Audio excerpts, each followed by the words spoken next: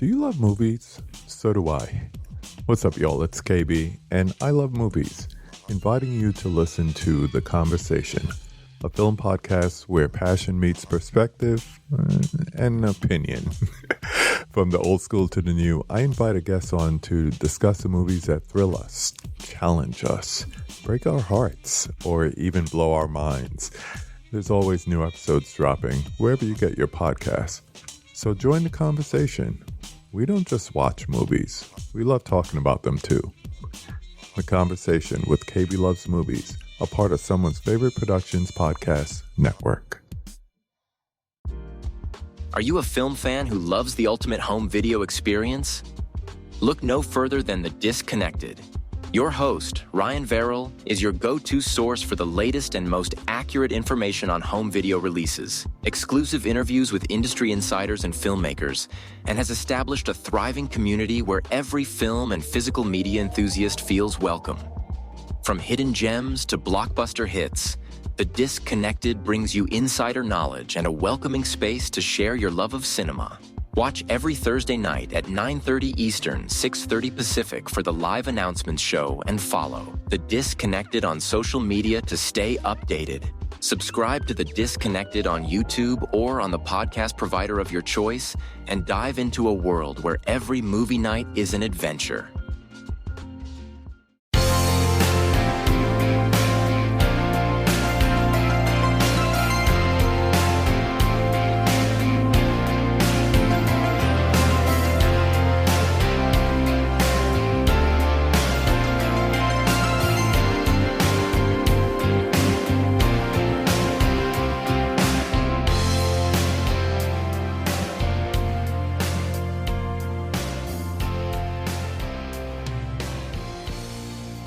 Hello everyone and welcome to the Kulturecast / Wake Up Heavy crossover episode. I am your host, Chris Tascio, and I am joined by the host of the Wake Up Heavy podcast. You have heard him on this podcast multiple times before, my good friend and yours, Mr. Mark Begley, of no relation to Ed Begley Jr. Finally gonna make that joke.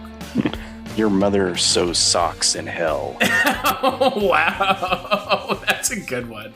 That's the, PG-13 version. Is this movie R? Is this movie R rated? I think they all are. Well, I know the first two are, but I didn't know if this... I mean, do ratings matter anymore if everything's on streaming? Yeah, no. No, ratings are inconsequential when you can watch everything on streaming. MPAA, go fuck yourself. And we'll get into this more, but I watched everything but The Nun and La Llorona, and so I'm not sure about those, but the 6 movies I did watch in the Conjuring Universe are all rated R, and I wasn't sure about a couple of the Annabelles, but as far as I remember, when I started them, I would see the little rated R noting at the top of the screen, so kind of surprised, and I know it's mainly for tone, but sometimes it does sort of surprise me that a few of them are rated R. Like the Annabelles, most of the Annabelles I could see easily being a PG-13. Yeah. So, to Mark's point, we are going to be talking about the third Conjuring movie, The Devil Made Me Do It, but we're also going to just talk about the Conjuring universe at whole, because I think between the two of us, we probably watched everything. I didn't watch the Annabelle movies again. I just couldn't bring myself to do it. We'll get to it when we get to it. But yeah, so before we talk about The Devil Made Me Do It, let's talk a little bit about the first Conjuring.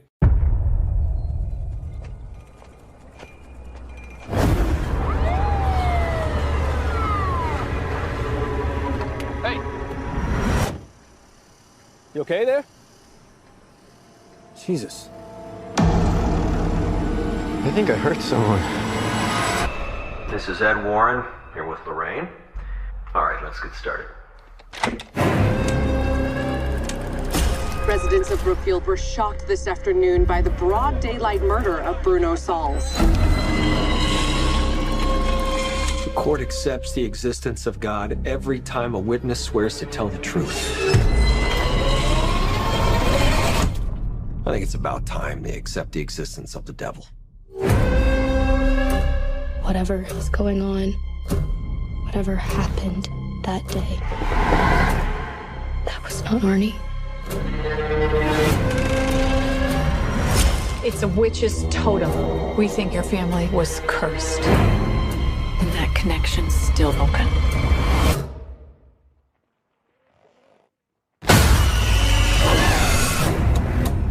I'm only interested in reality. But I can see things that your people can't.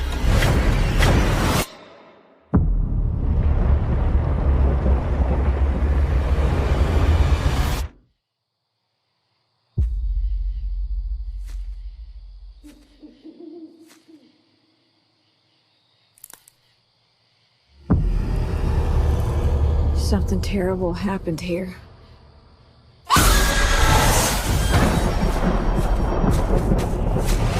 A master Satanist is not an adversary to be taken lightly. She's doing it again.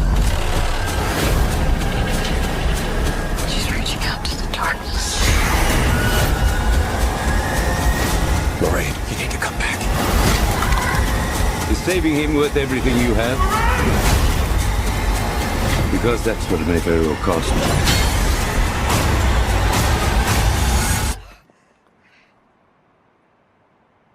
Lorraine?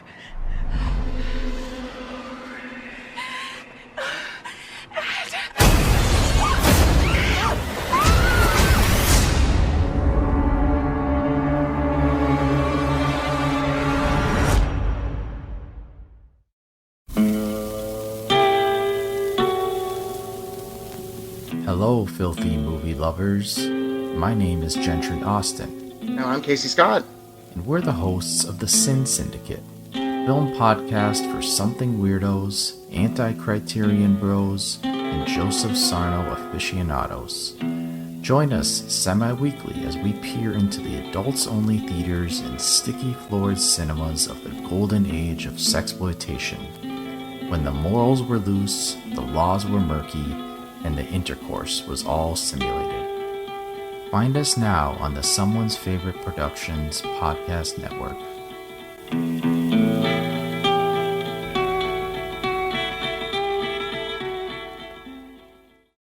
Conjuring #1, 2013. James Wan directed it. Mark, I'm assuming, did you see it when it came out? Did you see it in theaters? I didn't see it in theaters. I don't see most new releases in theaters. I'm with you. I'm not going to go to the theaters anymore, but that's a different story. And we just don't just don't get around to it. And the times when we could, like the weekend, there's so much other stuff to do. Right. And your kiddo would have been pretty young 8 years ago. So, what are you going to take like a 5-year-old to see The Conjuring? I mean, holy shit. I mean, you probably could. Well, we would have, left her with someone, but it's just not the kind of stuff that we run out to see. Yeah, movies these days are mostly revolve around my daughter. I'm trying to think of a movie that my wife and I have gone to see without her. I'm sure there's a few that happened early on when she was little, but most of the movies that we go to now are animated films or Marvel films, and we take her. But I would have seen it whenever it first came on to Netflix, I believe, is where it streamed first. And I believe I watched it with my friend Ronnie. We would have weekly movie dates, and it probably wasn't the day it released or something, but it was a pick, this is a new movie. I heard these are pretty good, a little bit throwbacky. Let's check it out. And I enjoyed it. I just felt it was derivative of kind of some of the big hitters like The Exorcist, like Amityville.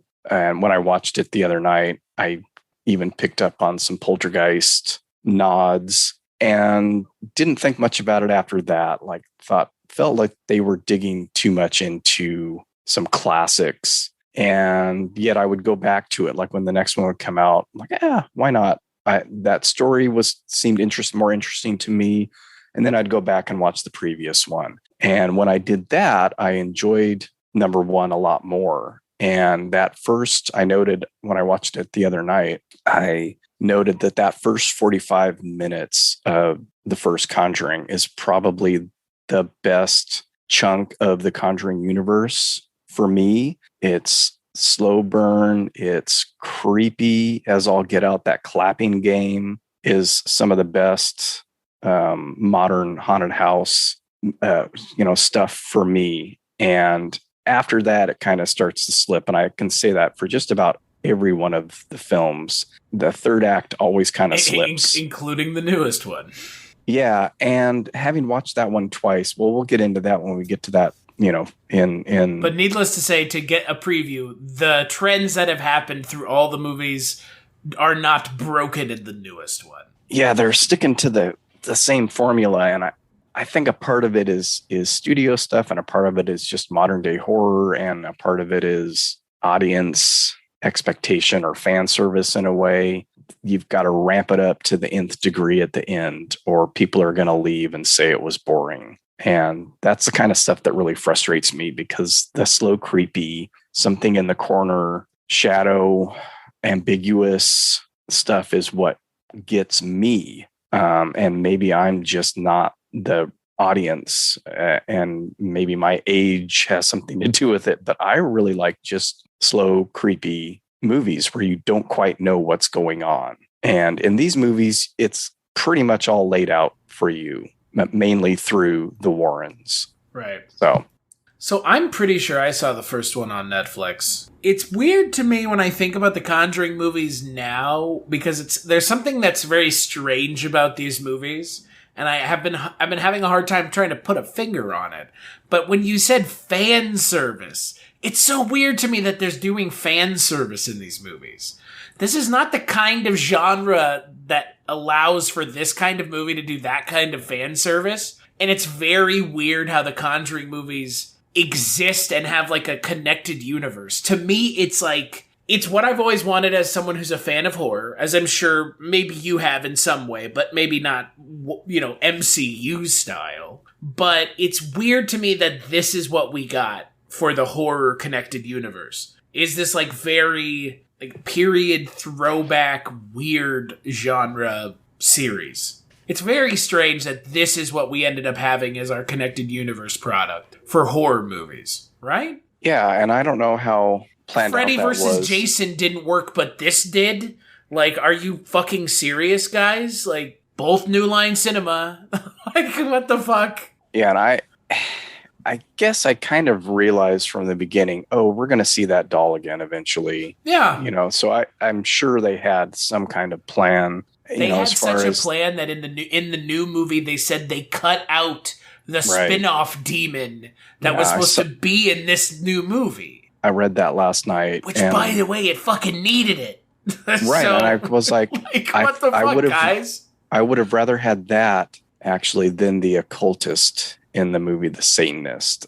That was the part that really detracted, that I was distracted by in the movie and detracted from the movie for me. I enjoyed the possession part. I enjoyed the Warren part. I couldn't have cared less about the Satanist. Right. No, I'm with you. And I know they're all tied together in that, but if it had been something else, or if it had been, again, ambiguous as to what was happening the whole time, right, that would have been more interesting to me. But anytime that character popped up, or Lorraine's visions of that character popped up, it just sucked me right out of the movie. No, So what's funny about the third movie, right? Because we're kind of hopping around. Yeah. Well, it's kind of hard not to, because I think, we've kind of mentioned it now. These three movies are all essentially the same movie. In their presentation, they're essentially the same movie. There's this unifying period genre thing that these movies do really well, that they're really successful at. And I think that's one of the best things about these movies, is that we're, like you said, we're getting to see a throwback to the classics, like The Exorcist, Don't Look Now. I mean, they're copping from everything, and then they're copping from more contemporary stuff, like you said, with Poltergeist, Amityville. It's fun to see a movie like this because it doesn't feel like pandering when it's done so well. There are some films like the new Halloween movie, the David Gordon Green. It felt like a pandery piece of shit to me because it felt like it just ripped off Halloween. this movie, The Conjuring, at least the mainline movies, they do take from other things, but they don't straight up rip them off to the point of Halloween, I guess it's just called Halloween, being essentially the original, like, it's just so lazy. And with something like The Conjuring, it's not lazy. I mean, the spin-off movies are a different story. But for me, so the way I look at the first movie is, I think it's the best of all three, without a doubt. But it's not my favorite of the three, either. Because, for me, what's funny about The Conjuring, I liked the second Conjuring movie a lot more than the first one, because the second Conjuring movie, and we're going to talk about it here in a second, is just insane. Like, weird, strange shit happens. There's a straight up, musical interlude in the film, courtesy of Patrick Wilson, because of course he's a Broadway classically trained actor, so why not give him the opportunity to sing? And then you have the third movie, which kind of reminded me of The Last Crusade a little bit. And in some weird, it was trying to put some finality onto the trilogy, but still leaving it very much open. Yeah, and we'll talk about it when we talk about the third movie. But for me, The Conjuring has this weird spot now because it's a very good trilogy. But I don't know about you, but did you, when you saw the second one, what did you think of the second one? I want to know. Well, when I saw the second one, I felt like I liked it more because it was not as derivative as other things to me. Like, when I was watching the first one, I thought, now, is this a veiled Amityville? And then I realized, okay, this is actually based on a real case. It just seems so similar to Amityville to me. The family structure, the house out in the middle, I mean, I don't know how many times I've watched the Amityville Horror. I've read the book, and it felt like that the whole time, and realized, okay, this is real. This is a real story. This is a real case that they investigated. And then, of course, seeing the second one, they open with their investigation of the Amityville case, which I thought was really smart. Right. And I kind of like them to do that one. And I've seen that out on Twitter and think, do Amityville now, you cowards. And I don't know how interesting it would be for a movie, because it's an after the fact case where they investigated after all this happened to the Lutzes, supposedly, and I appreciate this supposedly, by the way. Yeah.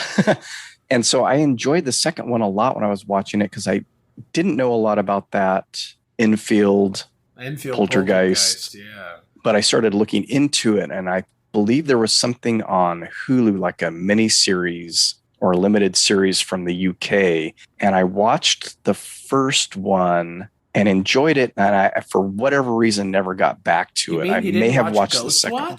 I've seen Ghost Watch. Okay, I'm not a big fan of Ghost Watch. Because Ghost Watch is based on the Enfield Poltergeist too. Yeah, and I saw it much later. I saw it much after seeing whatever I watched on Hulu and seeing The Conjuring 2. I enjoyed that it was something I was unfamiliar with.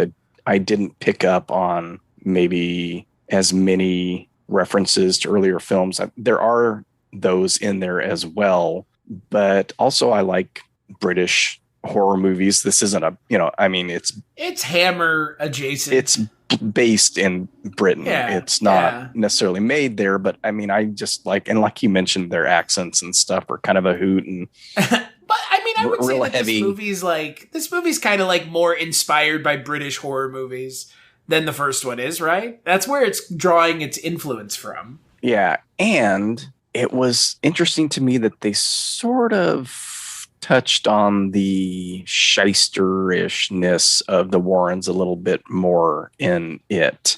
Yeah. Having the varying, what's her name? Franca, the people kind of there along for the ride to discredit everything. Franca Potente. Yeah. Frank. And so I liked that. And I liked that even though they present these as, based on the true story and factual in a way, they present them that way, but there was still a little bit more of that. Okay, this is bullshit. The pictures of the girl, right? She's obviously jumping off the bed or whatever, right? And that's all I remember when I first looked into that. I was like, how is this levitating?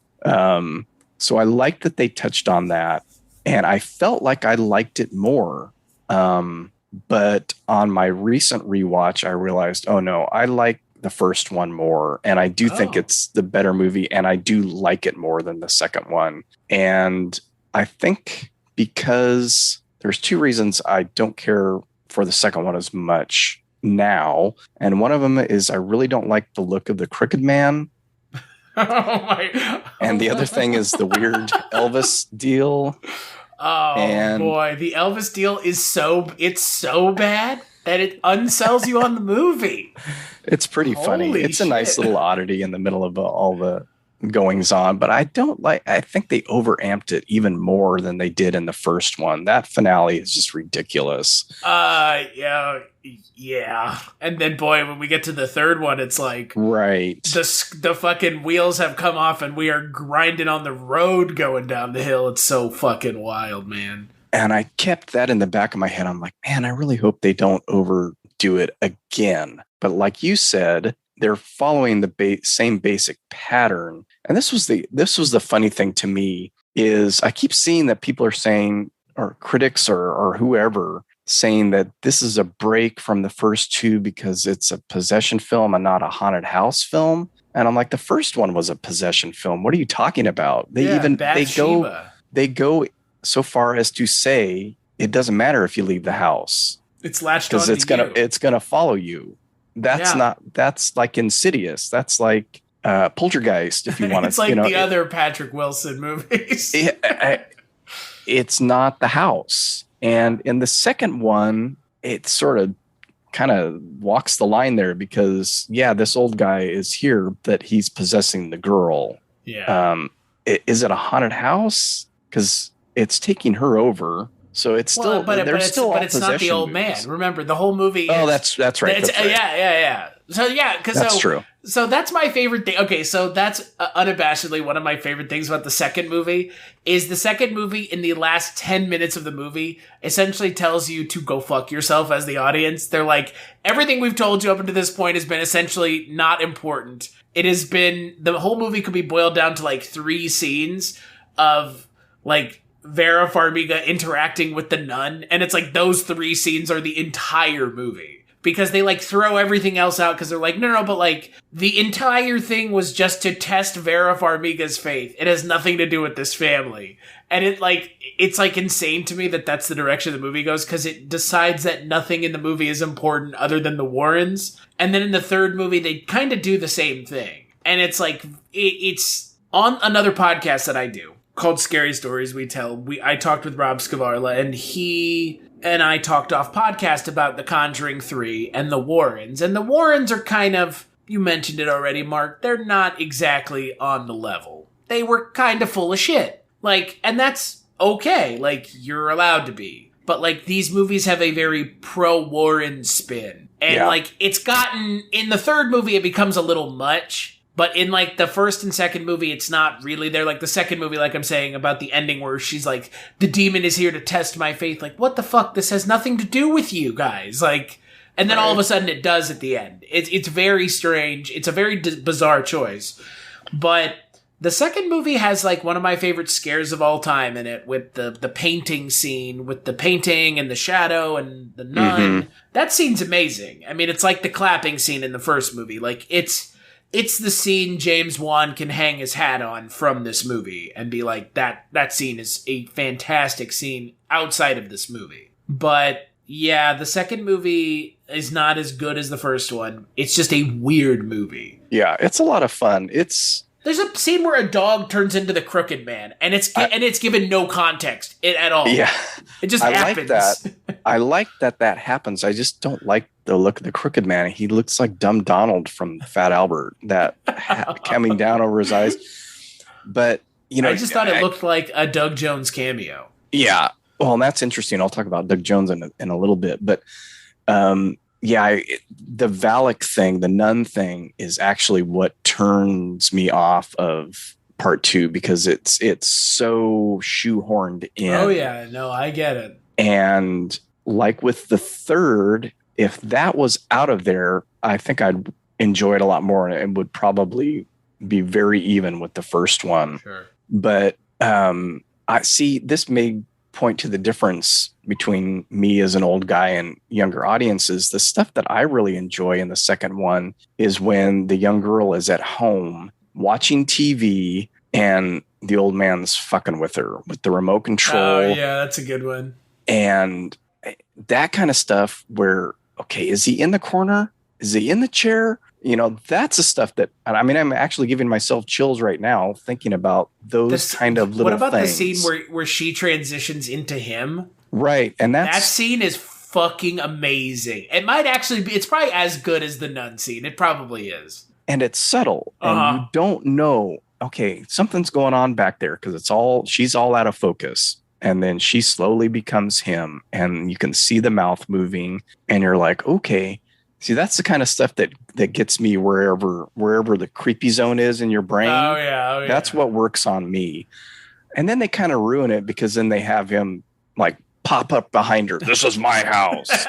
And that's where I go like, you didn't have to do that. You really didn't have to do that. And that's where movies like the Insidious, like the new It or the new It movies, they like it's working on a creepy level so good. And then they've got to bash you in the face with it. Loud noise. Right. Loud noise and fast. And for me, slow and soft is creepier. Yeah. And I want creepy. I don't need to be surprised. Right. And that's why that nun scene, like, the only part of the nun scene I don't like is like the end when she runs at her because it's like way too much.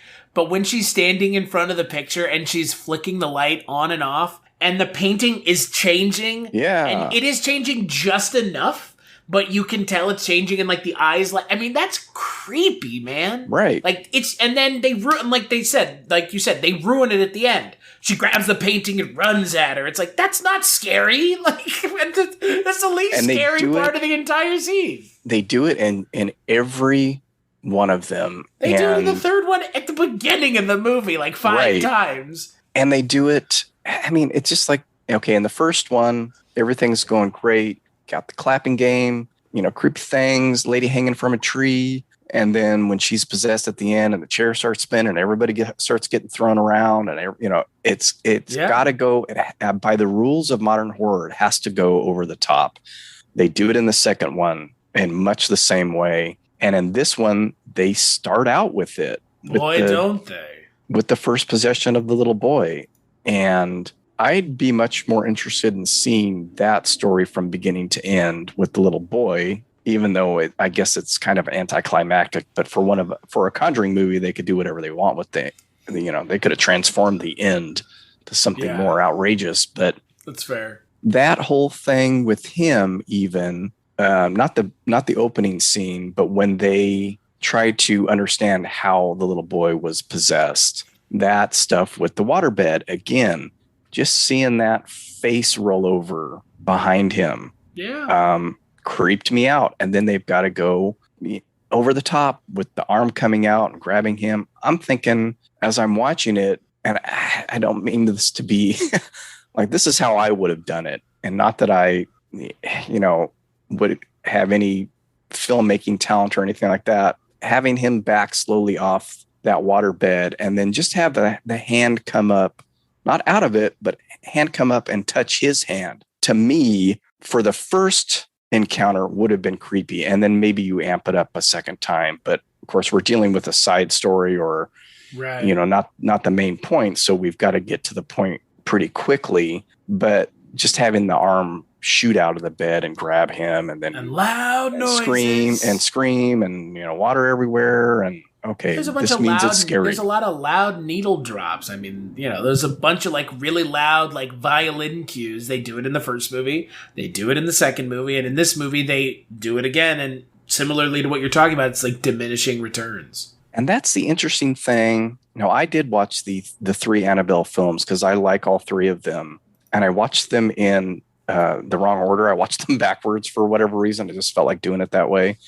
And I have to give credit to the first Annabelle movie. There is, I think I'm remembering this correctly, there are hardly any of those musical stings like that in the film. At moments where you would normally expect it. And I think that's why I really enjoy that one. And I've flip-flopped on my kind of personal rankings of those films on these rewatches as well. I believe I've watched the first two a couple of times at least, and this was my second watch of the third one, since it's the most recent of the three. And I thought that I liked part two, Creation, more than the other two, but now I'm kind of flip-flopping and thinking I actually really like the first one, and a lot of people didn't like it, but I like the period aspect of it, and they do it really well. Like you mentioned, in the Conjuring ones, it's not distracting. They do it well enough.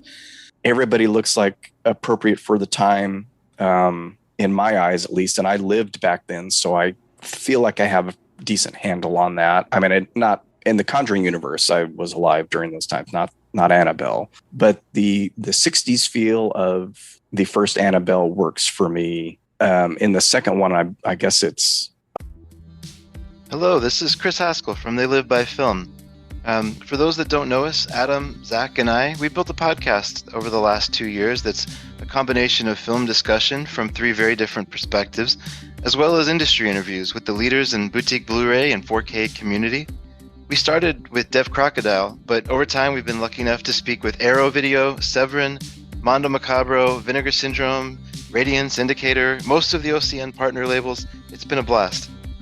You can find us wherever you podcast, and also actually recently as part of Someone's Favorite Production Podcast Network. We hope to see you online. A little earlier 60s, maybe even in the 50s. That's right, because that's the Creation. Yeah, and I can kind of maybe mention that as well. I don't like how they tied that back to the first one. It's too corny. All they needed to do was show those two parents coming to adopt the girl. They didn't need to I think this goes to audience. Like, I don't think they trust their audience enough to realize, oh, those are the parents of the girl who grows up to come back and kill them. I don't think they trust the audience enough to... And I don't know why. To figure that out. I mean, especially with the internet these days, it's like, but no, we got to bring in the opening of that movie basically again to show you, okay, this is the girl from that, and how this ties in. And it's lazy. It's lazy because it's lazy. It's lazy for me because it's like, you don't have to spoon feed the audience. I didn't even need to understand that connection. It didn't have to be. And I believe, I'm not sure now, even though I just watched them, lots been going on with painting the house and stuff, but I want to say that they brought the doll with her when they adopted her, but I could be wrong. And if that's the case, it's a huge cinema sin, because Mark Begley with cinema sins. He's back and he's taking no prisoners. The husband buys the doll for the wife in the first one. So I'm like, is that what happens? Or does it just randomly show up again? I don't know. But whatever it is. My favorite thing about the Conjuring universe is I think 5 different actresses have played the Warren's daughter. Well, I know that. At one point it's McKenna Grace. That's the one where she's doing all the acting and they didn't rely on the other actors. Right. And but I believe one it's in the same new one. movie. I don't think she's the same girl. She's the same girl as the first two. I mean, yeah. Wow. Yeah. Really? Because I looked that up and I was like, wait a minute. So I believe it's just been 2, but I could be wrong. And she's barely in it in this third one. But how would you think she felt when they recast her for Annabelle Comes Home? I remember when that happened, and I want to say I read something, and of course I didn't look into it any further, but it may have been that she was unavailable. I don't know. Or it could have just been a real whatever thing. Because the girl who plays her, McKenna Grace, in Annabelle Comes Home is like one of the best parts of that movie. Yeah, she's good. I like her in a lot of stuff, and I really like Lulu Wilson, who was in the first one, and I think I mentioned that to you already. She's been in a lot of really good genre films and kind of horror adjacent films, and always does a really good job. And I like the little dude, Julian Hillard, that plays David in this one in The Conjuring 3. He's always really genuine, feels genuine in the things that he's done. And he's got a pretty impressive list of genre films and shows. And they were both in Hill House. Lulu Wilson and him were in Hill House. But the kid actors, that can really, really help. And I don't think that the Judy Warren character does all that much in them. So until Annabelle comes home. So I think that they probably, we need someone who can carry this movie, and maybe this girl isn't it. I don't know. Well, and it could have been an age. It could have been an age thing as well, where she was too old already to play the daughter at that point. Oh, that's right. Because I guess it is like technically a prequel, huh? Yeah, it's earlier than. And I'm not going to try. I'm not going to try and figure out the timeline. No, it's pretty much right. It's right after they take the doll from the nurses. Don't they take the doll from the nurses at the beginning of the movie? They show that they show that scene again, but so I don't know. Just assume it's canonical then, or chronological. Yeah, but I believe that Annabelle Comes Home is in the 70s, early 70s. Just by the look of it. I could be wrong, but I don't think it's like, okay, they pick it up and then this is right after with them picking up, and then it's sometime later. Yeah. Wikipedia says. And they may even say it in the movie, but I don't remember. So people out there, if you know, let us know. If you're a huge fan of the Conjuring universe and you have the timeline figured out, good for you. Good for you. And let Chris know. Don't let me know. It's so The Nun takes place in 52. Annabelle Creation takes place in 55. Okay. Annabelle takes place in 67. The Conjuring takes place in 71. Then Annabelle Comes Home takes place in 72. Okay. Then The Curse of La Llorona takes place in 73. Conjuring 2 in 77. And The Conjuring 3 in 81. 81. Cool. So Curse of La Llorona is really bad. I remember nothing about that one. And it's a fucking shame because Linda Cardinelli's in it, and she's a really good actor. Like, you wasted Linda Cardinelli, really? Like, of all the actresses to have in your movie, and this is the one you couldn't do anything with? Come on, man. Like, what the fuck? And I didn't remember that until you mentioned it. I literally remember nothing about that one. I barely remember The Nun. All I remember about The Nun is being disappointed the whole way through. Like, this is so below even the whatever I considered the worst of the universe up to that point. I was like, this isn't even close. The best part about that movie is Bonnie Aarons. That's it. Like, and like even that is just like her doing nun stuff. Yeah, like, I couldn't tell you. They're supposedly gonna address it at some point, but will they ever address why Taissa Farmiga plays a character in the Conjuring universe where her sister works and they look identical? Will they ever address it? They claim that they are going to, but it makes zero sense to me why that's not addressed. Yeah, I kind of figured there was going to be a reveal of a connection. That is one thing I do remember about her being in that one. But my biggest complaint is, and I guess it's because she was in that, why didn't she play young Lorraine in this one? I don't understand why that wasn't just young, why the nun story wasn't just about young Lorraine anyways. Yeah. Like, it could have been like a Flash, anti-Flash thing where like the nun has been there throughout her life and she just didn't know it. Like anything but what we got, because what we got was really bad. Like, even Demian Bashir putting in a good performance and Taissa Farmiga just being there wasn't enough. Because I think the nun is probably worse than the Curse of La Llorona. That's how I remember the two. I remember Curse of La Llorona's bad. It's not even remotely good. It's just barely not as bad as the nun. It just didn't leave an impression on me. The nun left a bad impression on me. So that's because it has so much going for it. That neither one is all that great, but I just don't really remember anything about them. The Nun has so much going for it. It has the best spin-off character, I think, of the series. It has good actors involved. And it's a story by James Wan. Like, and yet this is what we got. This just really disappointing film. Yeah, it should have been super duper creepy. And I just remember being like, I'm not getting anything from this one. No, it's not very good. So speaking of disappointing, The Conjuring, the devil made me do it. I had already heard negative things or read negative things, so my expectations were tempered in that regard. And I figured, okay, I'll probably like it maybe a little bit more because I don't have any stakes in the universe. I have watched all of them, I guess, and I know that I'm going to enjoy them to a certain degree, and that I'll probably like the first and second acts, and I'll just have to, dismiss the third. That doesn't bear true as much with the Annabelle movies, although it's still kind of a point of contention. It's kind of wild. We got 3 Annabelle movies before we got 3 Conjuring movies, huh? Yeah, they cranked those out, and I think they were maybe a little bit easier stories to tell.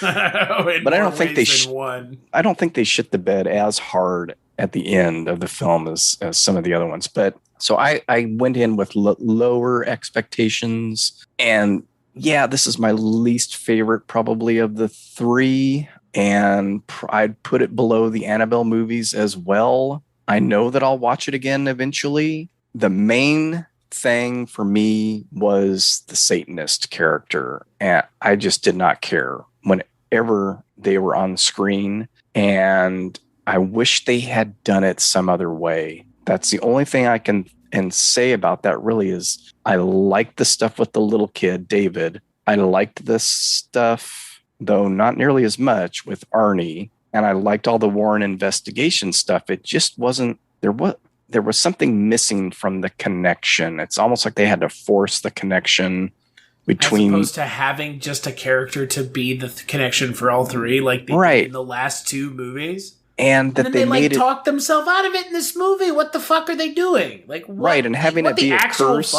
having it be a curse instead of the demonic possession seemed like it forced. But it their was. hand. That's the problem. They tried to have it both ways. It was a curse that was a demonic possession. Right. It's like it's beyond idiotic too. On top of everything else, the curse is a demonic possession makes no sense. Period. Well, and that's the thing that kind of makes me laugh about these movies are the rules and the exceptions to the rules, and how the Warrens always know what the what the step is to solve it, and we have to destroy the altar, and we have to do this, we have to do that. The name is what causes it. Like, okay, right? Or even the one thing that stuck out to me watching the first one again was when the Warrens first show up at the house. And Ron Livingston is describing, we've got to keep this door closed because it just bangs all night. And Ed Warren's like, oh, does it come in 3s? And pounds on the wall. Oh, well, that's the spirit mocking the Holy Trinity. And it's just stuff like that. Like, oh, sure, why not? I thought Patrick Wilson was in the room with me right now. Does it come in 3s? I know. I like when he throws in the alls I know. All's we know, all's what I'm saying. I'm just a simple man who can see demons.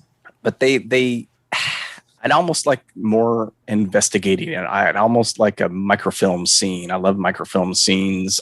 I'd like to see them investigate and maybe get thrown off the trail once, and maybe not be right all the time, and maybe not pull out, something from like, oh, sure, this is the explanation. But I do enjoy them working together. There's no denying that chemistry of Vera Farmiga and Patrick Wilson on screen as the Warrens, as horrible or shystery as the real people were. These are fictional accounts, very fictional accounts of things that probably didn't happen the way that they're presented on the film. And I'm okay with that. They're wonderful. And I just like saying Vera Farmiga. So. And Patrick Wilson's great. Vera Farmiga's great. I think generally the acting is pretty solid in all the films. They also carry the movies. Right. They're really good. I think that's the only reason I watch these movies, realistically, is because of their chemistry together. You know who they're as good as? They're as good as SRK and Kajol. It's like that. It's like that effortless. It's so believable. If you told me they were like partners in real life, I'd be like, yeah, I could see it. Yeah, Yeah, like that's sometimes two actors just have that kind of chemistry together. And when you find that lightning in a bottle, you just shake it up as many times as you can until it disappears. Because this is not the last movie. If this is the last movie, like, come on. What, Well, you're I not hope gonna not. milk this cow until it's fucking dry? Come on. I would What is like this, to not see another Hollywood? one. I think they've got all kinds of interesting stories that they could do. I would watch more. They're going to have to keep, going into the later 80s. But I mean, you've got all of Satanic Panic you could handle. I mean, there's all kinds of wonderful cases from the 80s that they could deal with. Even if they didn't necessarily deal with them in real life, just make a completely completely fictional one. But you mentioned Doug Jones earlier, and that is all I could think about with the Satanist. I'm like, is this Doug Jones in drag? That's the second time now that someone has said that is the villain of this character a character in drag. You're the second person I've heard say that now. I honestly thought when they first showed that character in the house with Arnie, when he's supposed to be going to get the meat, I was like, oh, Doug Jones is in this. I didn't even realize it was a woman to begin with, because it's completely in shadow and dressed in all black, and her hair is pulled tight in a bun or really short. I'm not sure which, but I thought, oh, okay, Doug Jones is in this. And then I realized later on, oh, wait, no, that's not Doug Jones. And then all I could think of was, oh, this person looks like Doug Jones. It's so this is the first time I've ever had on the podcast a project that I was told about that I didn't know what it was at the time. I finally realized what it was. So I interviewed John Noble last year for the Lord of the Rings podcast that we did. He plays Denethor in Lord of the Rings, and he was telling me about a big horror movie that he was in that he couldn't tell me about. And then I realized, lo and behold, because I didn't watch any previews for this movie, when he showed up in this movie, I was like, holy shit, this is the movie. And then you know what the worst part is? He is criminally underused in this movie. John Noble's amazing. Go watch Fringe. Go watch Lord of the Rings. He's amazing in Lord of the Rings, and he's in it for like all of probably 10 minutes of screen time. And he's amazing in it. And then they have him in this, and he does nothing. It's disappointing. Yeah, that storyline just doesn't.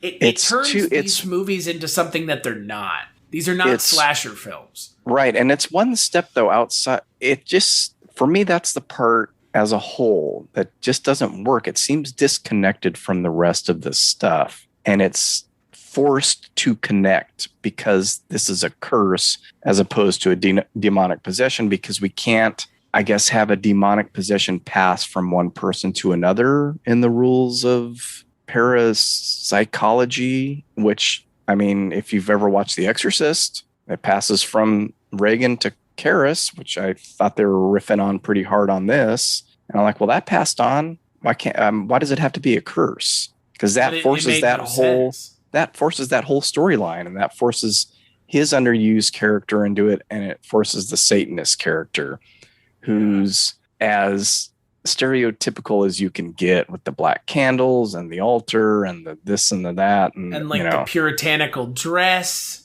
Yeah, she looks like a witch, right? She looks like she would be at home in the movie The Witch. And I think it's that kind of representation that really bothers modern day Satanists. I mean, it's that's why she's called the occultist, right? Which I keep going back and forth on as I'm talking about her. Do you notice that they tied this movie back into the first Annabelle movie? The disciples of the Ram are those yo-yos from the first Annabelle movie, right? Like, and I was wondering what is even the point of connecting them? Like, they don't do anything with it. And I thought, did I miss something in one of the ones that I didn't watch where that was explained in more detail? It was because Annabelle. Okay, because I believe I watched The Devil Made Me Do It. Yes, I did. I watched it the other night, most of the way through, and then finished it the next day. And then I watched the first Annabelle, and I was like, oh, okay. I remember hearing that, but what are they other than this cult? Do they tie into other stories? And I couldn't remember because I didn't watch The Nun or La Llorona, so I figured there was something more to that, but I guess not. No, it's just they're in Annabelle. I think they do some. I don't know. I mean, it's what I was kind of mentioning and alluding to was in the first movie. It's a demonic spirit, or it's a vengeful spirit, I guess, is probably what they go with. Like a banshee, I think, is essentially what they're going with. And then in the second movie, it's Valak, like a demon. And then in this movie, it's a person with a curse who summons a demon. Well, she summons the demon. And then the demon goes and possesses people, but there's no so that they can get a soul by murder or by suicide. Yeah. And there needs to be 3 of them. Yeah, that's what I'm saying. Just make it a possession movie. Makes no sense. You can make it a possession movie and say it passes from person to person. There are no rules you have to follow. With no one's going to get mad at you. Like. You don't. Well, this is a little different than the other 2, so it's got to be a curse because he can read from the Bible and he can sit in front of holy water and a crucifix. Well, okay, that's the thing. They set up these rules, or they know these rules, and then they break them immediately. But why do you're placing these rules on inhuman spirits, as they like to call them throughout the films, something that's never had human form? That's what all these things are. Why do they don't have to follow the rules? They're inhuman spirits. They're right. Demon. So this movie feels like it was like reshot into the ground, doesn't it? I'm curious about that because like the thing that makes me feel like the reshoots is when John Noble tries to explain why his daughter, who is the bad guy of the movie, is doing what she's doing.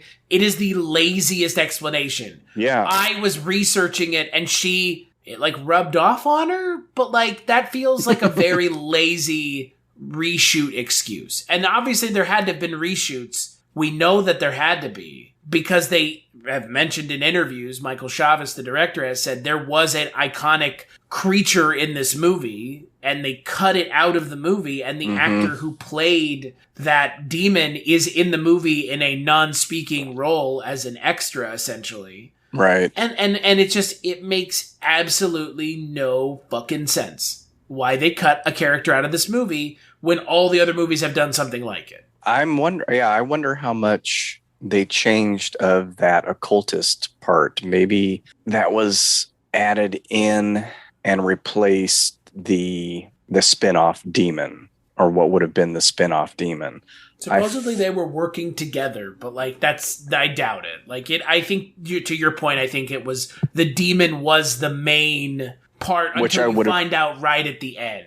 Which I would have preferred, actually. And I don't care if that had come out of left field, because I wouldn't have had to have watched the rest of the stuff with her. And hey, can you imagine if it was, you thought it was a demon the whole movie, and then right at the end it turns out it is a demon being controlled by someone else, not a curse, just being controlled by someone? Like, that would have been a better twist. Yeah, I would have been fine with that, probably. It would have been better than this. But that just made me think of that scene in the mortuary, which I noticed watching it this morning, that had the same name as the apartment complex in Annabelle, Palmieri. And I don't usually pick up on that stuff. This is the kind of, and I'm looking for it. I'm like, okay, they're staying at the Bruno Motel. What is Bruno? That's got to connect to one of the other movies. Did you hear what they said when they were in the hospital? Which part? Dr. Merrick. Well, see, now I noticed that because they have a very unsubtle nod to The Exorcist at the beginning when the father gets there. Really? How unsubtle is it? And then I thought, okay, they're doing it again with the Merrick. And then I was like, wait, his name isn't Merrick, though. It's Marin. So is that the connection you were thinking of, too? Was Exorcist? Yeah, but it's not right. It makes no sense. And then I thought, well, maybe the transcription's wrong. But because I've had to watch it with subtitles on, because I watched it late at night and early in the morning, so I had to keep the volume low. But maybe it's a reference to Joseph Merrick, the Elephant Man. Oh, wow. Well, I immediately thought that too, because that is it's just so close. Well, it happens in every horror movie that takes place in a school or a hospital. You have that over the intercom. Dr. Carpenter, you're needed in surgery. Dr. Craven, Dr. Romero, you're needed. And so I thought the same thing. And then I was like, wait, Merrick, that's not right. It's Marin. I know. So it's weird, right? It could be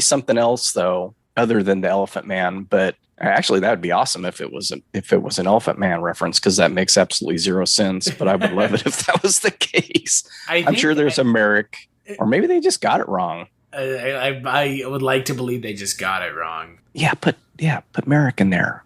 Paging Dr. Merrick. It's not Merrick though. So what's funny to me, and look, I think the other issue with this movie, I think, is a very obvious issue that I'm sure you probably, I don't know how much you had it as much as I did, but the other two stories that they told are less problematic than this one. This is a guy who murdered someone else and claimed to be possessed by the devil when he did it. And there are multiple people in this story who in real life have said, nah, this dude was like just full of shit. Like, no, he just straight up murdered someone and then served 5 years.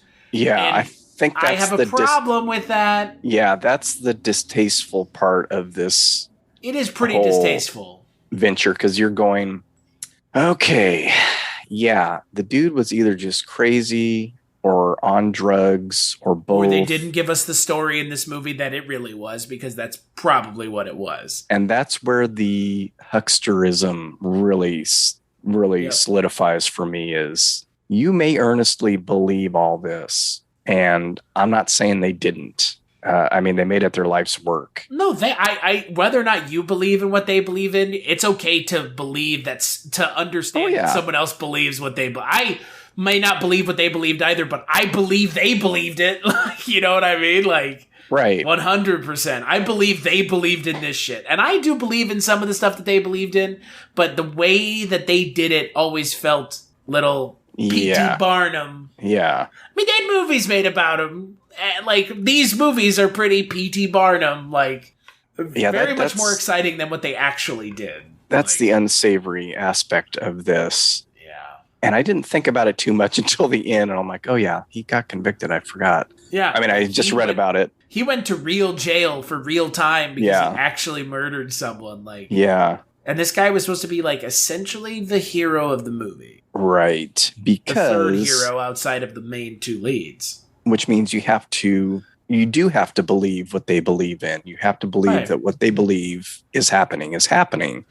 And that can be problematic. And I don't know if that's, I haven't really seen that raised as an issue. I think I've just seen it more, story-wise and structure-wise. It's just not as solid. Everybody's favorite parts are the Warrens. And I have to agree with that. But I just keep going back to this point, is I just wish it had just been a possession story, whether it was hopping from person to person or not. Leave the Satanist stuff out of it, and I would have enjoyed it a lot more, I believe. And I think I'm not sure, I got sidetracked at some point, but the scene in the mortuary, oh yeah. So beside the reference back to Annabelle.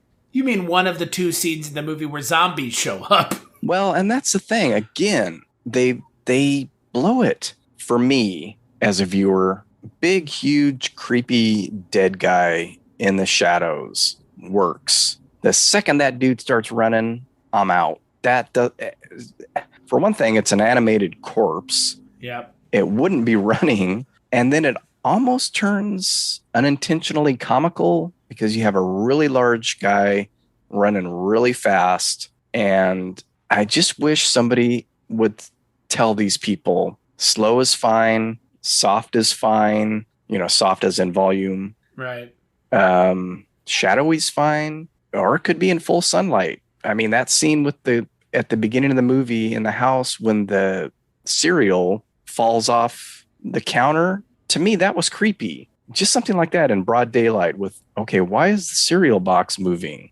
That gets my mind working. Masters of that in the first two movies, that broad daylight stuff. Yeah, and that's why the first 45 minutes of that one I feel is the best 45 minutes of the whole Conjuring universe. But it doesn't have to be fast, loud, and bombastic to scare people. And I don't know if that's just constant studio meddling or if it's written that way originally, or people are saying, look, that guy's creepy, but there's got to be more. He's got to be fast. He's got to be a fast zombie. It's got to be overkill. And I'm let down every time they do that. Like, I'm anticipating something creepy. Okay, standing there and then he's not standing there. And then where is he? I mean, that works for me better than he's standing there and now he's coming at me full bore, and I break the connection and he drops back down dead again.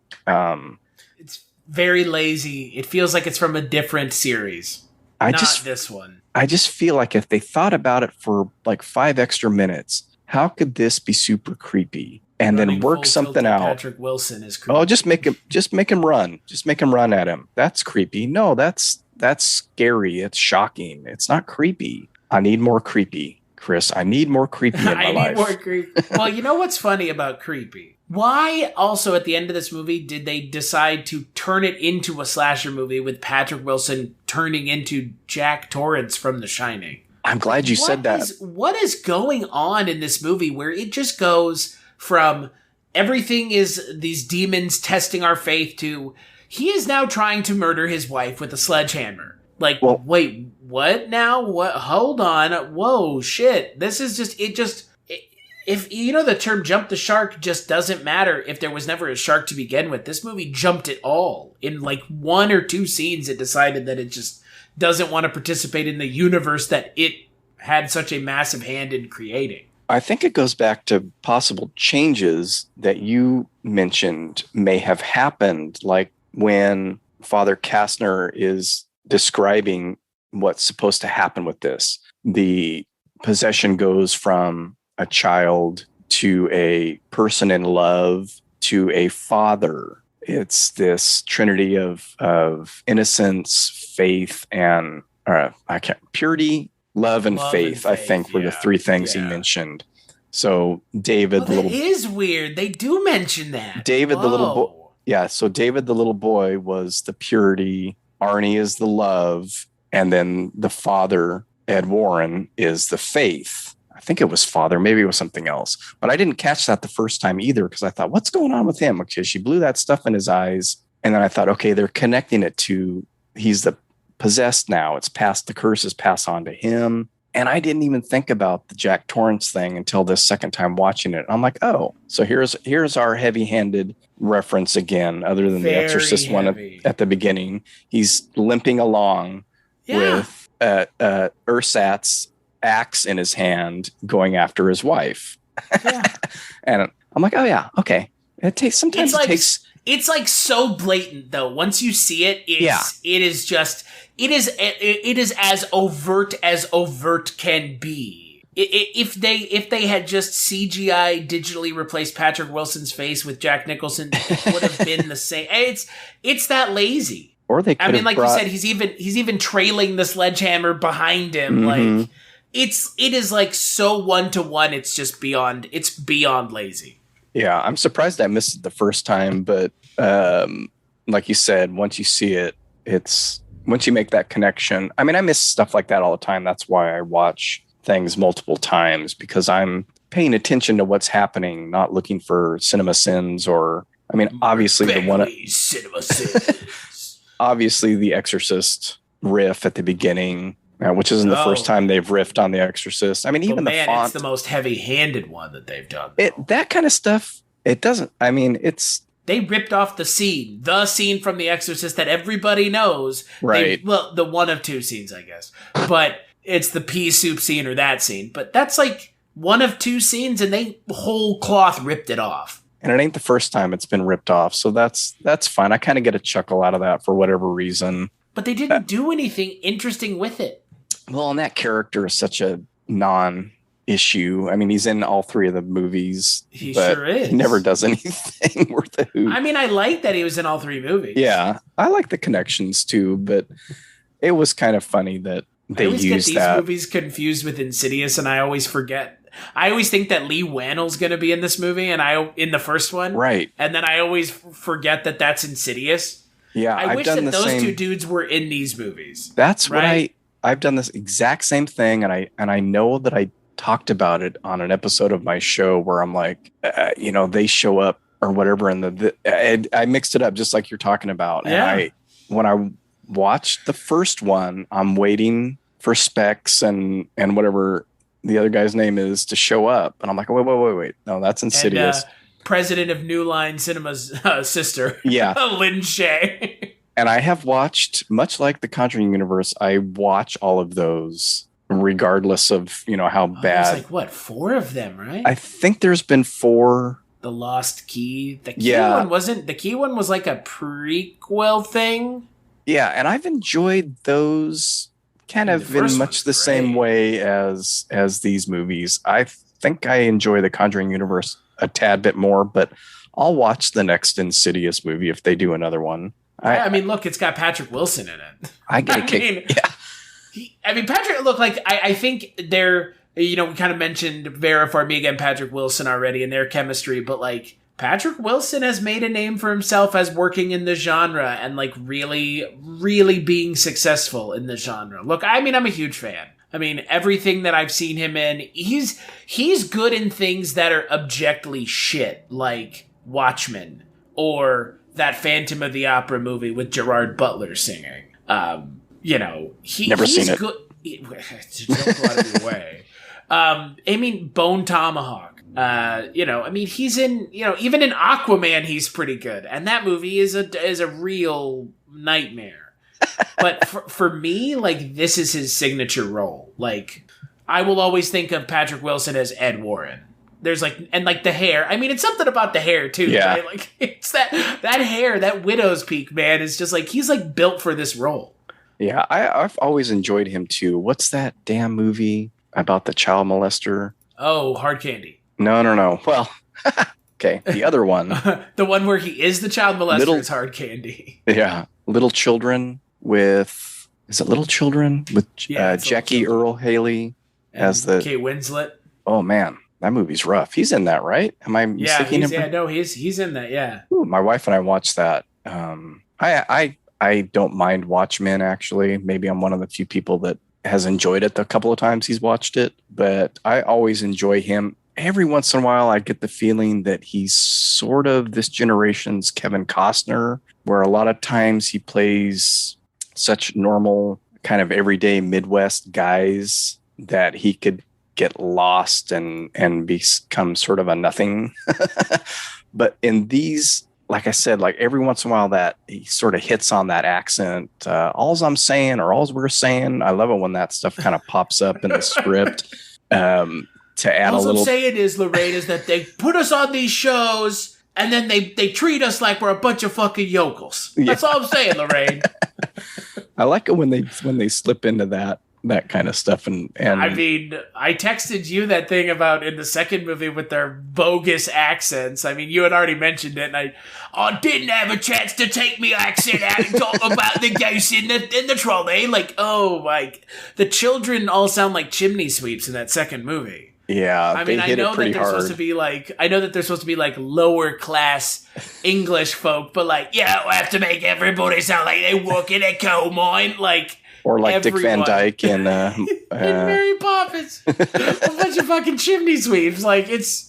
Oh, my God. Yeah, Patrick Wilson going in and out of the accent is funny. It's... I will say, though, about the third movie, Vera Farmiga, I think, for me, kind of phones it in this movie a little bit, too. It's more trancey. Like, she's too... In trances too much for me. Yeah, that was the thing that I kind of got out of it.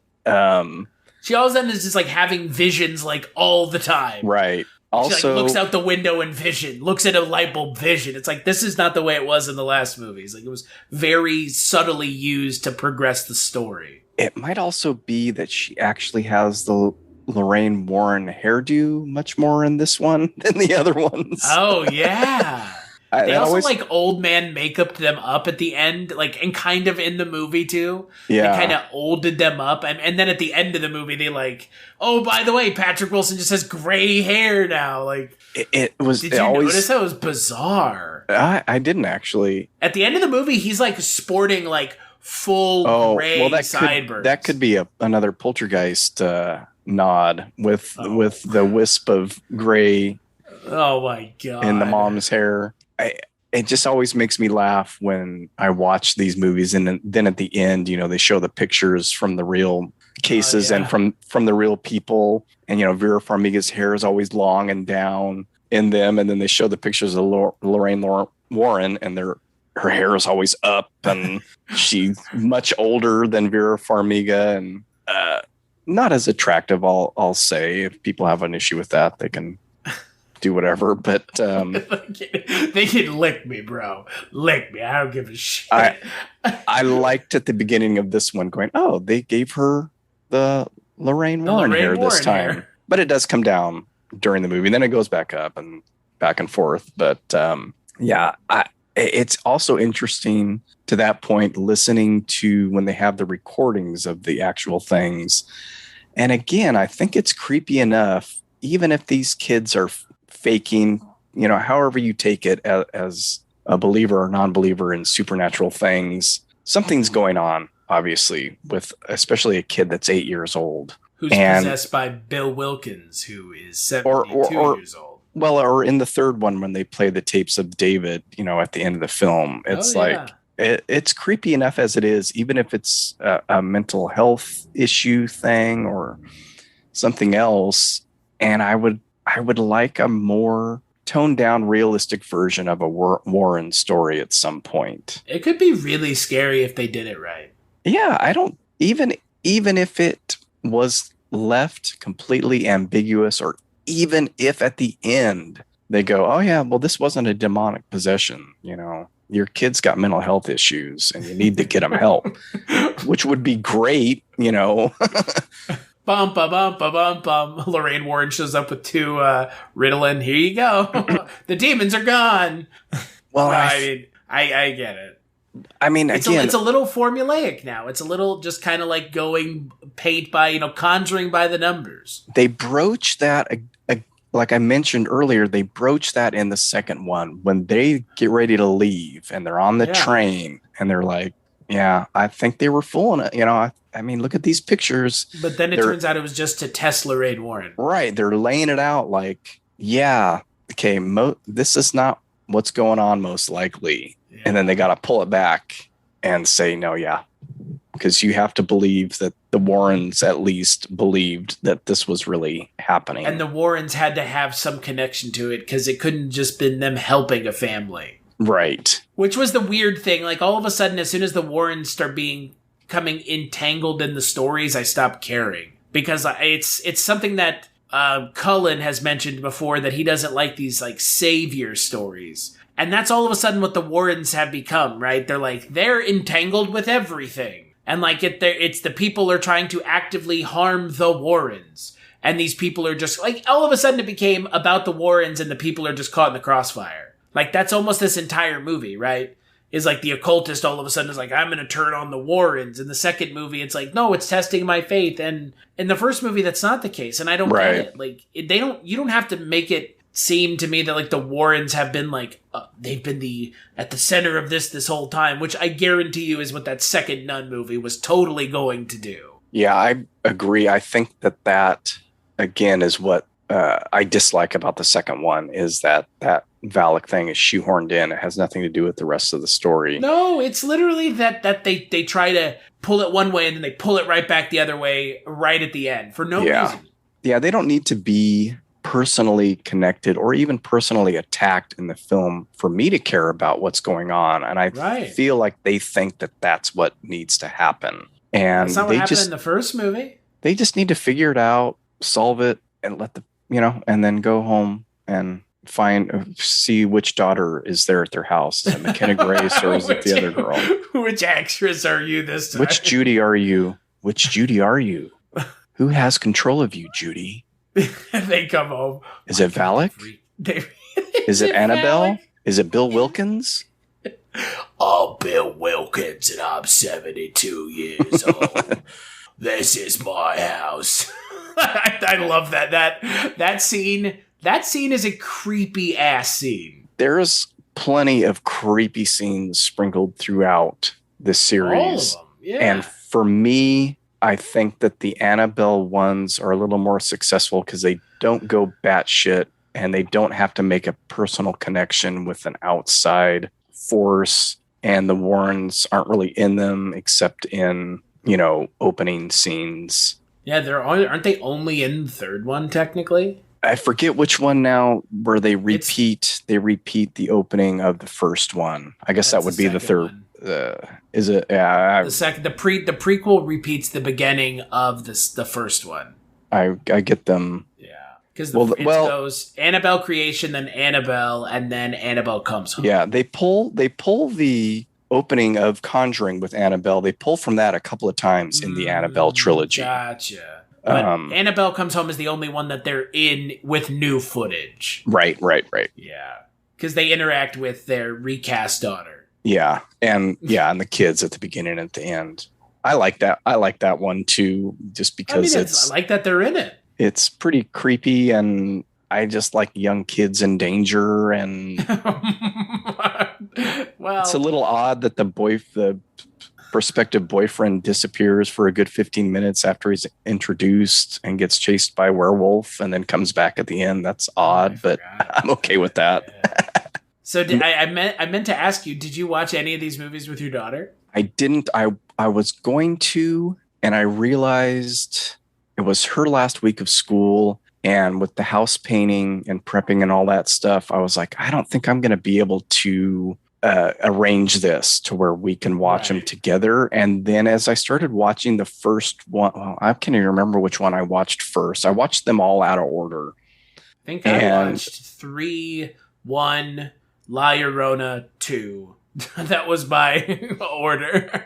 I think I started in order with the Conjuring films and went goofy with the Annabelle films. And I don't remember if I did like Conjuring, Annabelle, or what. But as I was watching the first Conjuring, I was like, yeah, this might be too much for her. I think. Well, and to your point before, that's why the movie's rated R. Right. It's because it's too scary. That's what the MPAA said to him was, it's not for language, it's because your movie's just fucking too scary. Yeah. And like, I will say, if I had a kid that was your daughter's age right now, I would this might be the one movie like this where I would be like, this might be a little much. Because like these movies, every time I rewatch them, I kind of forget how scary they are. Like, I don't find it, I'm not scared by it anymore, but like, they are, like, James Wan and kind of everybody around him who works on these movies do a very good job of being scary. Like, I will not chide these movies for not being scary. They tend to be pretty scary. Yeah, I think that's what I realized. Except for the nun. I think that's what I realized. Like, okay, I know they're rated R for tone mainly. There's enough super creepy stuff. I know if it's creeping me out a little bit, it's going to creep her out a whole lot. Right. And yeah, so I was like, I think I might need to wait a little bit still. And how often does that even happen anymore? Movies getting rated R for tone? Come on. That's like, like how unheard of that is anymore. I'm trying to think. So strange. There was something for like blood and guts. Yeah, there was something though recently where it was the same kind of scenario, and of course I can't remember what it is, so I don't even know why I brought it up. But there was another film in the last, 5 or 6 years where that was sort of the reasoning given as well. And I can understand it for probably the first and second Conjuring. The Annabelle movies, I don't know, not so much. Annabelle Creation's rated R, and I could never figure out why. Yeah, that one. I think they say fuck once, maybe. Like, I think that it's one I'm not like sure about. Time. And even the third one, that could have been, I think, very successful as PG-13. And maybe I'm 99% sure they're all rated R. Hey, this is Jason Kleberg from the Force 5 podcast, a show that forces a guest to come up with a movie-themed top 5 list topic, and then we reveal our picks on air. Top 5 heist films, top 5 tearjerkers, top 5 movie dogs. Every show you'll be asking yourself, what would be on my list? Guests include directors, screenwriters, actors, podcasters, musicians, authors, and even a professional wrestler. Subscribe to the Force 5 podcast, and you won't just be a listener, you'll be a list nerd. The Force 5 podcast, available wherever you're listening now. And none of them are super, super gory. And yeah, language usually isn't an issue. There's no sex or nudity in any of them that I can remember. They're all rated R. So they are all rated R. A couple of them, I think, probably could have been PG-13. Whatever. Even PG-13 movie, though, can scare the crap out of you. So it's not so much I was worried about the rating. I was worried more about the feel of them. And if I feel like I can gauge pretty well her level of creeped outedness, and I think most of these would put her over the edge. So I didn't try. I had planned to, but with the way things were recently, I just was like, I just need to watch these when I have a chance. And that was when she was in school for her last week. So she will have to wait maybe another year to be scared by The Conjuring. Yeah. I mean, they're scary, and they're effectively scary too. They're not, I mean, they do, the second one traffics in some cheap scares, but the first one is pretty effective. And it's not very cheap, and it scares. It's a pretty scary movie. I mean, there are some really good scenes of some really good scares.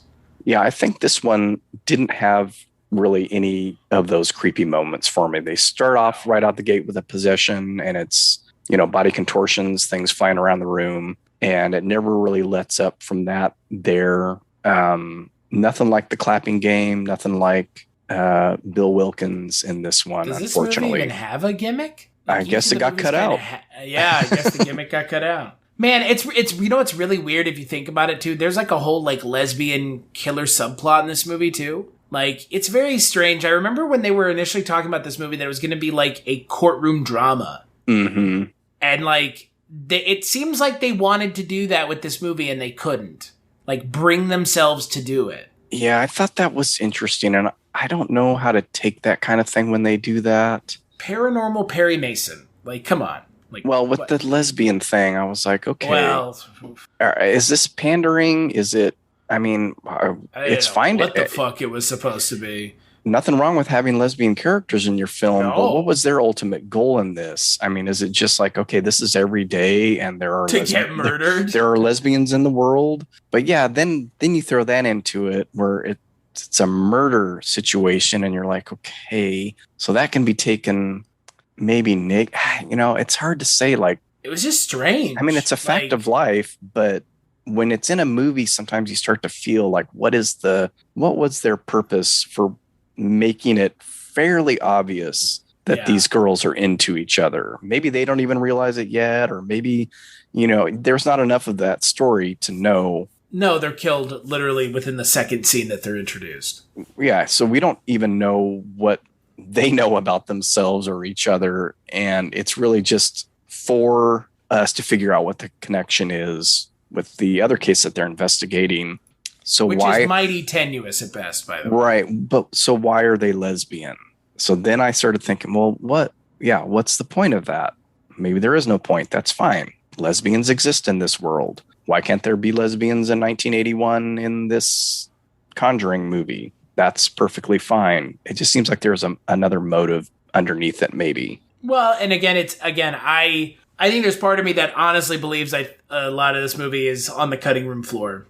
Well, and also I don't think they have the best record of representation in the franchise either, as far as people of color, LGBTQ. It's pretty much white bread. You always get a couple cops or EMTs or something that are people of color, and everybody else is. And one girl, one of the orphans in Annabelle creation is Curse of La Llorona is very not white. Well, there you go. I guess I should have watched that one. Not good. So, like, Curse of La Llorona is a movie that is a film about a Spanish urban legend that has a white woman as the lead. Yeah. Well, there is another film that's supposed to be very good. It was up for Oscar for Best Foreign Picture. That's on Shudder. That's La Llorona, not The Curse of. And it's supposed to be pretty good. I haven't watched it yet, though. So it's, the same urban legend or folktale, but a different movie. So it's not The Curse of La Llorona. It's just La Llorona, and it's on Shudder. And it was from, I'm not sure which country, but it was up for the foreign picture Oscar this year. It's kind of amazing that a movie on Shudder was up for an Oscar, but there you go. Well, that's Shudder for you. I guess I'll have to watch it because the La Llorona movie from this series Yeah, like I said, not good. I remember very little from it. Didn't even remember Linda Cardellini was in it until you mentioned it. Well, the reason I mentioned it is because Michael Chavez is the guy who directed it. Right. I knew that, and I knew that the nun was Doberman. Yeah, so they're all wrapped up in there. They just need to learn some subtlety. Or no, I guess the nun is Corinne Hardy. Okay, and I'm not familiar with their work, so... Yeah, but Annabelle is Gary Doberman, I think, the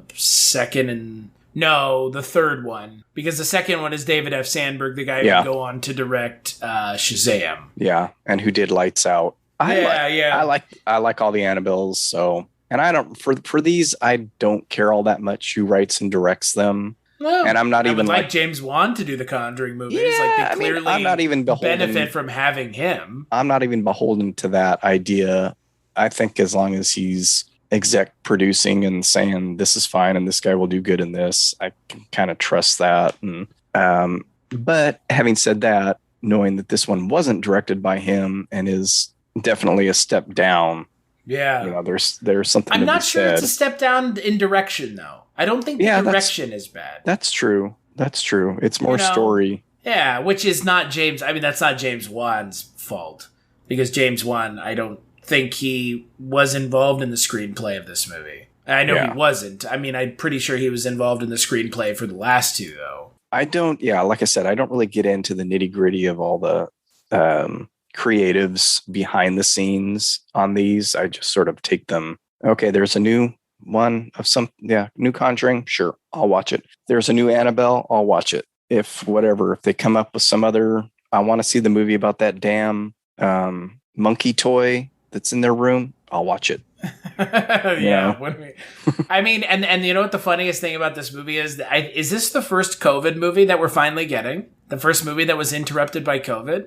Or was that Godzilla versus King Kong? I think there's been a couple. I could be thinking of some This was straight up delayed a year. Yeah, and that's why I was like, okay, I'm confused because this might be the first straight up delayed a year movie that's come out. It could be. What else? Oh, no, that was for another reason. Yeah, what made me think of that was the little boy, the Julian Hilliard, because he is obviously older in WandaVision than he was in this. And I was like, that's what he's from. Holy shit. He's Billy, one of the twins in WandaVision. Right. But he was in Haunting of Hill House. He was in Color Out of Space. Godzilla vs. Kong, by the way, was supposed to come out this year of 2021. So I'm pretty sure this may have been the first delayed movie that we're getting, which is kind of weird if you think about it. Well, there was one, though. What was the other one that I know there was one? That whole thing about the actor from WandaVision makes sense now. Yeah, because he's definitely... He's way older in WandaVision. Part of it's the hair and stuff, too, and the different glasses. But I'm like, no, he shot up a bit and kind of thinned out, lost some of his baby fat and hair is different. Very different. So different that I could not place what I knew I had seen him in something, but I couldn't place what I had seen him in. Well, and he looks very different without his glasses on because he usually wears glasses. So when I knew he was on WandaVision, but when he showed up, it took me a minute to go like, oh, that's the Hill House kid.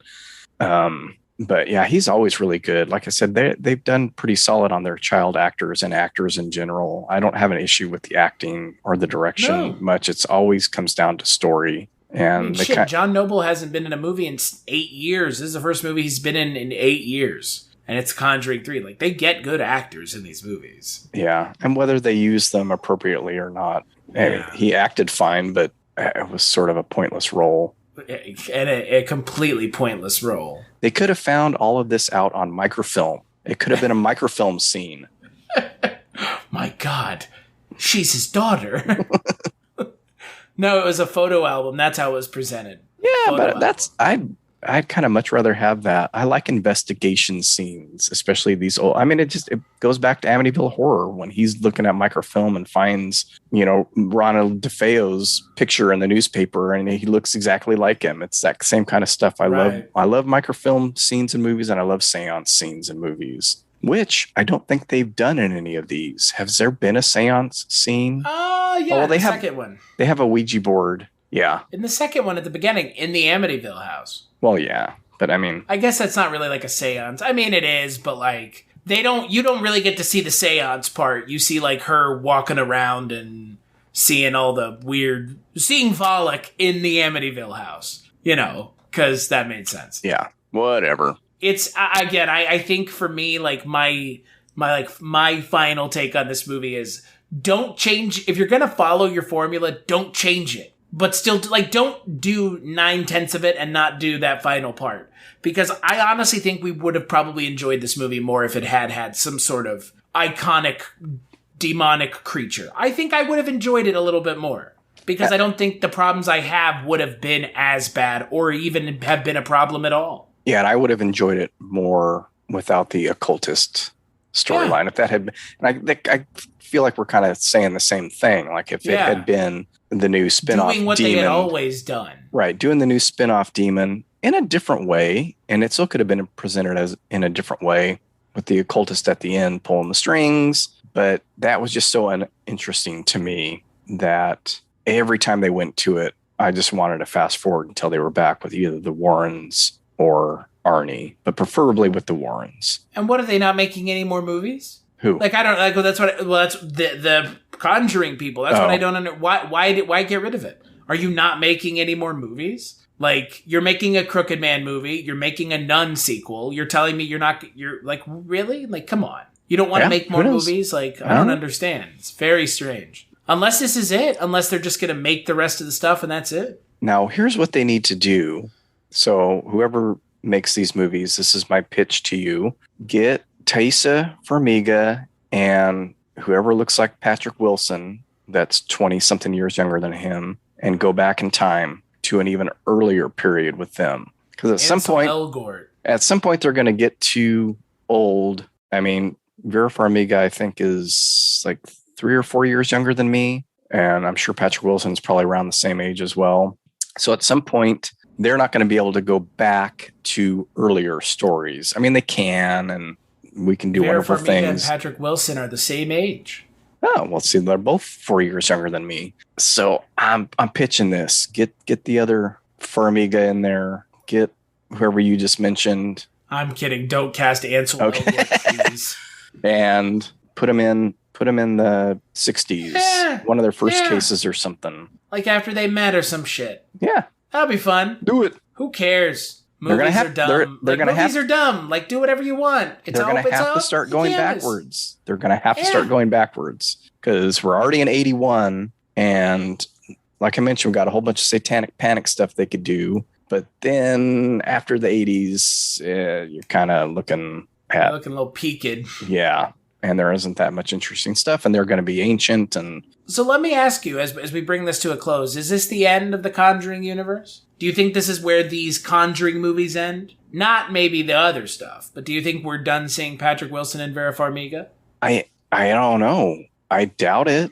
I kind of would like to see another one and maybe bring it back. So I don't know. I don't follow what the plans are for this stuff. I just, like, if one pops up, I'll watch it, like I said. So who knows what they have in mind.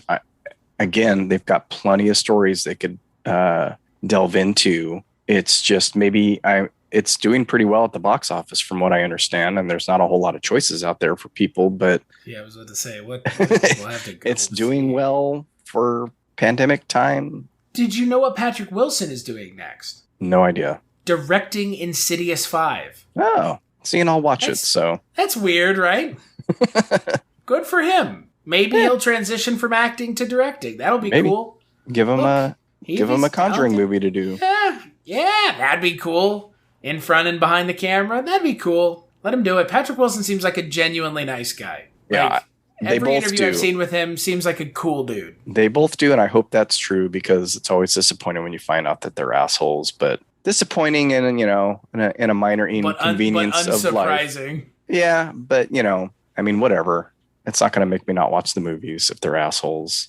That's fair. So, Mr. Begley, skip it or watch it on The Conjuring 3. Hey, it's on HBO Max, and there are 1,000 ways that you can access HBO Max for free, like through your cable provider or through your phone carrier. So get HBO And there Max. are tons of ways to get the movie anyway. Well, yeah, you know, we won't get into all that. That's your line of work, not mine. Yeah, that's true. I go through legal channels. Uh-huh. But it's really easy to get HBO Max. So if you have it, watch it. If you don't have it, you probably get it through one of those means. Watch it. Yeah, watch it. It's a Conjuring movie. Yeah. What's the worst that could happen, right? The only movies of this universe that I would say skip are The Nun and La Llorona. I say watch all of them. I like Annabelle 1, 2, and 3. I like Conjuring 1, 2, and 3. You remember how at the end of The Nun they tied it back into the first Conjuring movie? Do you remember that shit? I don't, because I remember nothing about that movie. The character that Taissa Farmiga goes along the entire movie with, that's not Demian Bashir, is the possessed guy at the beginning of the first Conjuring movie who touches Vera Farmiga and gives her the vision of Valak that she talks about in the second movie that you don't know is about Valak until the second movie because they retconned it in the second movie to connect to the first movie. Yeah. That's some shit right there, huh? I don't remember any of that. That's wild.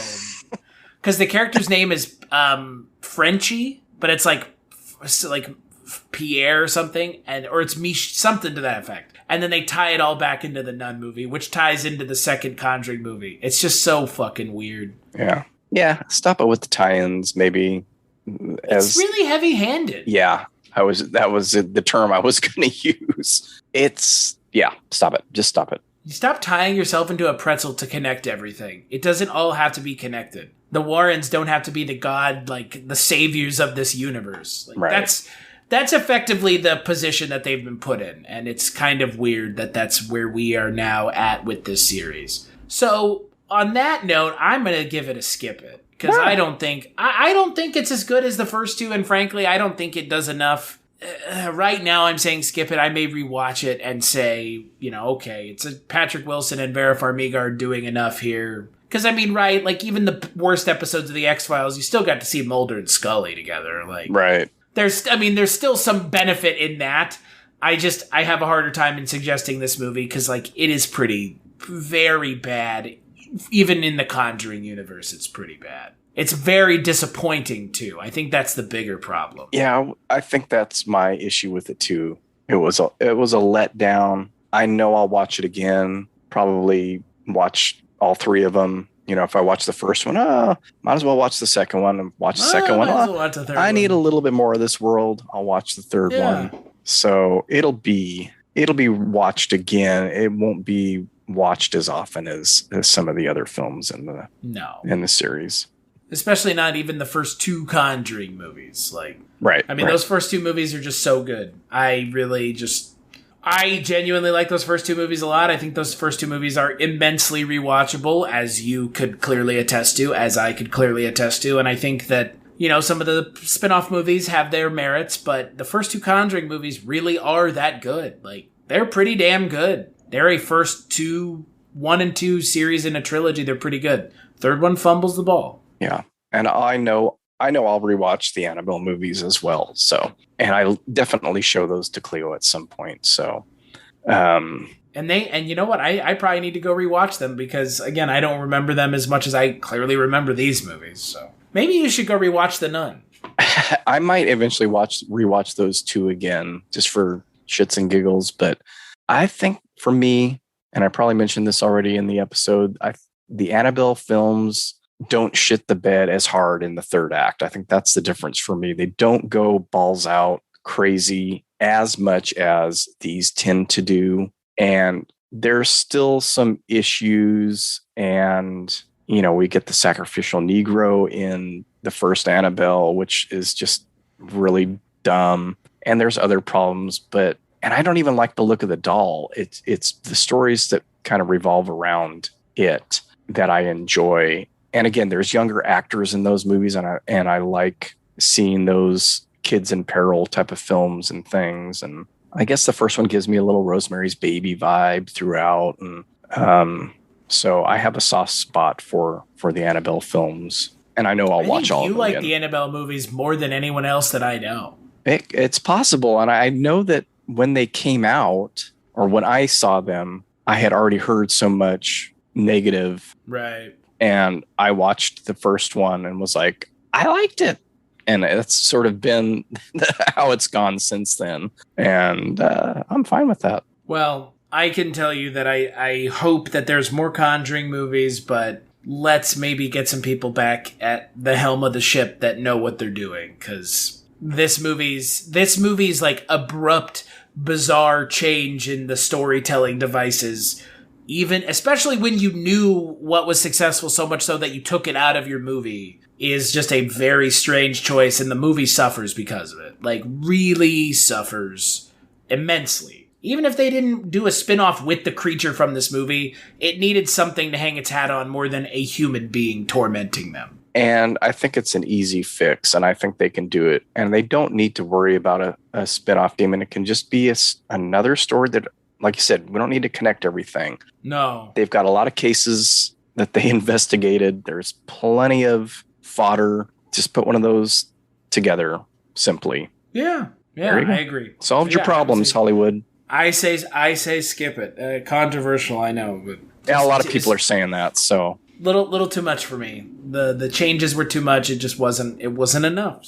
So until the next episode of the Kulturecast and Wake Up Heavy, where can people find you, Mr. Begley? You can find me at wakeupheavy.com, and I'm on Twitter, Facebook, and Instagram, all at Wake Up Heavy. And the, let's see, what did I just get added to? Oh, Stitcher. I'm on Stitcher now. So you can look up Wake Up Heavy on Stitcher. That was a personal request from somebody that listens to the projection booth. And I thought for some reason that I had ported over there already, but I hadn't. So I'm on there now. And if that's your preferred method of listening to podcasts, there you go. That's where you can hear Mark's dulcet tones. Yeah. I like the way your voice sounds. Oh, yeah, me too. Oh, Lord. As for me, you can find me on Twitter, as always, Christmas Claus, Kulturecast.com, patreon.com/Kulturecast. That's where you can find me. Big thanks to Mark. This was fun. We covered every single base, I think, in the Conjuring universe. Yeah, and next up, well, shouldn't say next up. Next up, at some point. Very soon, we'll be diving back into another spooky universe with the Poltergeist films when you and Jess come and join me on my show. Yeah. So Mark and I are going to be working together on a couple episodes coming up, so make sure to check those out, and we'll catch you on the next episode.